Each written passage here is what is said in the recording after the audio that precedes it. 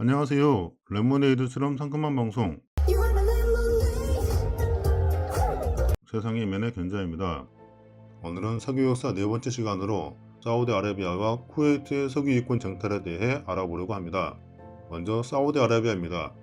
시작은 프랭크 홈즈입니다. 홈즈는 1814년 뉴질랜드 출생으로 1차 세계대전 후 이스턴 앤 제너럴 신디케이트 설립을 도왔고요. 1923년 사우디아라비아 동부에 있는 알하사 지역의 석유 이권을 확보했고 1924년 사우디아라비아와 쿠웨이트가 공동 관리 중이던 양국 사이의 중립지대의 이권도 획득합니다.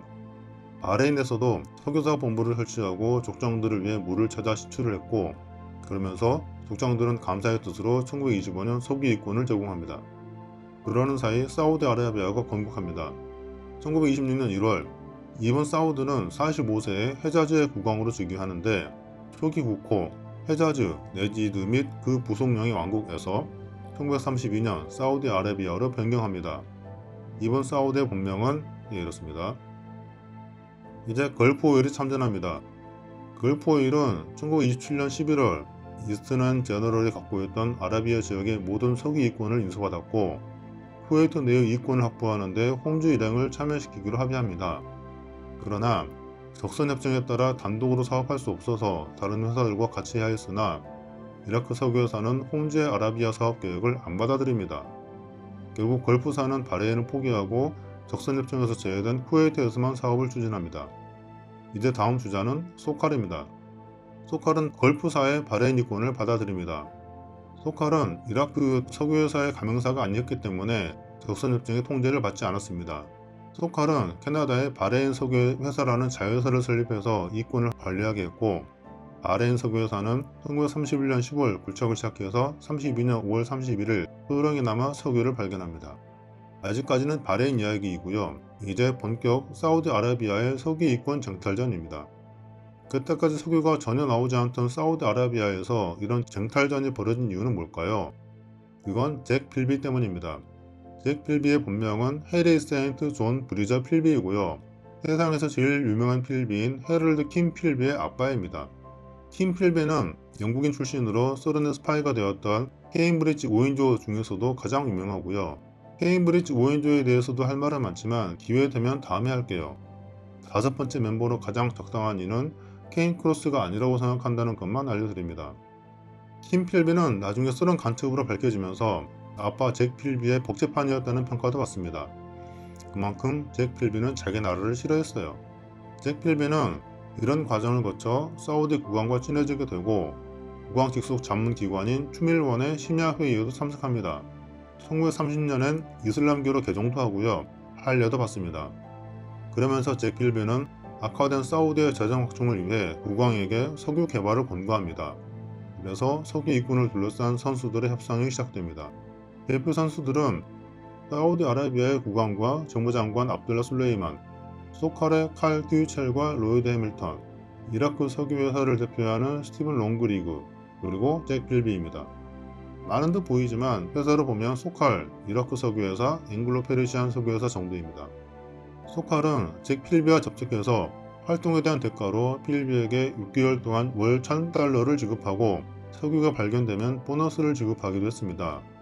그 결과 아들 킴 필비는 케임브리지에서 학업을 계속할 수 있었고 결국 소련 스파이가 됩니다. 필비의 노력으로 소칼은 사우디 국왕과 단독 계약을 체결하게 됩니다. 1933년 5월 29일 협정을 체결하는데 소칼은 선불로 국왕에게 35,000파운드를 제공하고 두 번째 차관 2만 파운드는 18개월 후 제공합니다. 석유 발견 시 10만 파운드의 차관을 더 제공하기로 했고요. 석유 이권은 60년간 유효하고 36만 제곱마일의 지역을 대상으로 했습니다. 소칼은 1933년 석유 이권을 관리하기 위해 캘리포니아 아라비안 스탠더드 오일, 즉 카속을 설립합니다. 지다의 본사를 두었고 본사 빌딩 주인은 잭 필비였습니다. 36년 해외 석유 유통망이 취약했던 소칼은 텍사코를 끌어들이게 되고 사우디아라비아와 바레인의 유전 개발 지분을 텍사코와 50대 50으로 나눕니다. 이제 두 회사는 새로운 사업에 동등한 권리를 갖게 되었습니다. 소칼과 텍사코는 청색선으로 자신들의 확보한 지역을 구분했고 둘의 합자 회사는 칼텍스라는 이름으로 알려집니다. 칼텍스는 44년 아람코로 개명됩니다. 38년 3월 대규모 석유가 발견되고요. 카석은 39년 5월 31일 무산권을 행사하여 44만 제곱마일에 달하는 절대적 이권 지역을 확보합니다. 본격 시찰하려고 할 때 제2차 세계대전이 터집니다. 이제 쿠웨이트입니다. 영국은 노쇠한 오스만 터키 제국을 협박해서 쿠웨이트 지방을 실질적으로 지배하고 있었습니다. 또한 영국은 석유 이권도 획득합니다. 그러는 사이 1921년 아마드가 쿠웨이트의 수장이 됩니다. 1930년 미키모토 고키치라는 일본인이 인공 진주 양식 기술에 성공하면서 인공 세계 보드 시장에 진출함에 따라 쿠웨이트의 천연 진주에 대한 수요가 줄어들어 경제가 파탄 지경에 이릅니다.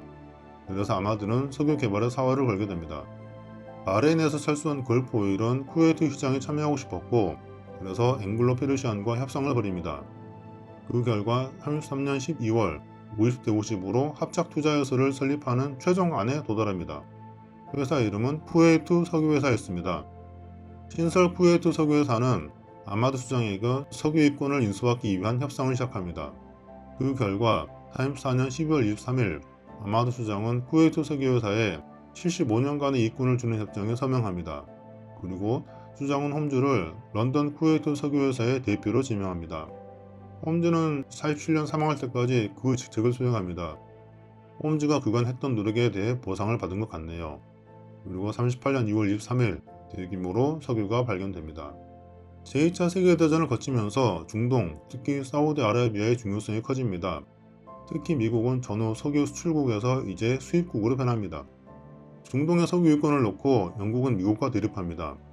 전쟁 중 44년 2월 18일 워싱턴 주재 영국 대사인 헬리팩스 경은 루즈벨트와 면담하는데 그 자리에서 루즈벨트는 직접 손으로 그린 중동의 지도를 보여주면서 페르시아의 석유는 영국의 것, 이라크와 쿠웨이트의 석유는 공유, 사우디아라비아의 석유는 미국이 갖는다고 설명합니다. 그때까지 현상을 인정하자는 거죠. 그래도 합의가 다 되진 않았고요. 영국과 미국의 갈등은 계속됩니다. 전쟁 중에 석유의 중요성이 더욱 커지면서 미국 정부도 사우디아라비아에 직접 개입할 필요를 느끼게 되고 드디어 루즈벨트와 사우디 국왕의 만남이 성사됩니다. 루즈벨트는 1945년 2월 얄타 회담 후 이집트 수에즈 운하의 그레이트 비터 호수에 정박 중인 퀸시호에 승선하는데요. 미리 머피호에 타고 있던 이분 사우드 국왕이 퀸시호에 올랐다 루즈벨트와 만나게 됩니다. 둘이 무슨 이야기를 했는지 공식 기록은 없습니다만 미국이 사우디에 정치 군사적 보호를 제공하는 대신 사우디는 자국 석유에 대한 미국의 독점적 개발권을 보장한 것으로 추정됩니다. 둘의 만남을 알고 뒤늦게 처칠도 사흘 후 이집트 사막의 오아시스에 있는 호텔에서 이번 사우드 국왕을 만납니다. 그런데 처칠은 음주나 흡연 등 국왕을 배려하지 않아서 호감을 얻지 못한 것 같습니다. 이제 다시 사우디아라비아의 석유 이권 쟁탈전입니다. 이제는 이름이 바뀐 아람코에 뉴저지와 소코니도 가입하려고 합니다만 두 회사 모두 이라크 석유회사의 회원이라 한 것 때문에 IPC 협정에 걸립니다. 자기들이 원한다고 해서 마음대로 아람코에 가입할 수 없다는 거죠. 그래서 그 두 회사는 앵글로이란, 쉘, 프랑스 부용회사, 물벤키안의 지주회사인 P&I까지 4개 회사를 만나 각각 설득해야 했습니다. 역시 관건은 그 물벤키안이었습니다. 앞서 적선협정 때의 월터 티걸에게 힌트를 들었다라면 덜 고생했을 텐데 물벤키안을 만만하게 봤다가 두 회사 모두 호되게 당합니다. 결국 48년 11월 이라크 석유회사를 재구성하는 조직협정이 체결되고 물벤키안은 생산 중대와 기타 이익 외에도 추가로 석유를 할당받게 됩니다. 그러면서 적선협정은 결국 무효가 되었고 뉴저지와 소코니가 아람코에 참가하게 됩니다. 드디어 48년 12월 소칼, 텍사코, 뉴저지, 소코니 등 4개사의 아람코 합병이 완결됩니다. 100% 미국계입니다. 물벤키안은 이 협정으로 수억 달러를 더 벌어들였고요. 1955년 85세를 일기로 사망합니다. 이제 사우디아라비아와 쿠웨이트 이야기가 다 끝났을까요? 아니요. 중립지대가 남아있어요. 중립지대는 1922년 영국이 쿠웨이트와 사우디아라비아의 국경을 형성할 때 형성된 2000제곱마일 면적의 황량한 사막으로 양국이 공동으로 이 지역의 주권을 가집니다. 즉, 양국이 절반의 이권을 갖고 있으면서 어디에서 석유가 발견되든 두 나라가 중립지대 전체의 이권을 나누어 가져야 한다는 겁니다. 먼저 쿠웨이트의 중립지대입니다. 쿠웨이트는 중립지대의 석유 자원 개발을 입찰에 붙입니다. 소칼의 마케팅 담당 중역이었던 랠프 데이비스는 1947년 독립계 석유회사 중 필립스, 애쉬랜드, 싱클레어 등을 모아 컨소시엄 아민오일을 조직합니다. 아민오일은 아메리칸 인디펜던트 오일 컴퍼니의 약자이고요. 아민오일은 결국 입찰에서 승리합니다. 입찰의 대가는 현금 750만 달러, 연간 로열티 62만 5천 달러, 이윤의 15%, 수장을 위한 100만 달러짜리 요트였습니다. 이제 사우디아라비아의 중립지대입니다. 퍼시픽 웨스턴 석유회사의 대표인 진 폴 게티는 자사 폴 월턴을 사우디와의 교섭 담당자로 지정합니다. 월턴은 지다로 가서 압둘 술레이만 재정장관과 만나 교섭을 시작해서 48년 12월 31일 거래를 완료합니다. 거래 조건은 선급금 950만 달러, 보증금 100만 달러, 1배럴당 50%의 로열티였습니다. 이제 석유를 찾아야죠. 중립지대 특성상 두위권 소유자는 공동 작업을 해야 했고요. 53년 3월 아민오일 팀이 석유를 발견하게 되고 게티는 엄청난 부자가 됩니다. 57년 포춘지는 게티가 미국에서 가장 부유하고 그의 재산은 미국에서 유일하게 1억 달러를 넘는다고 밝힙니다. 이 게티가 영화 올더머니의 주인공으로 엄청난 구두쇠였습니다. 좀 길었네요.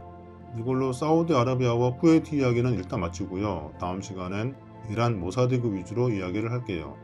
오늘도 재미있으셨다면 구독과 좋아요, 댓글 부탁드립니다. 지금까지 레모네이드처럼 상큼한 방송 세상의 이면의 견자였습니다. 감사합니다.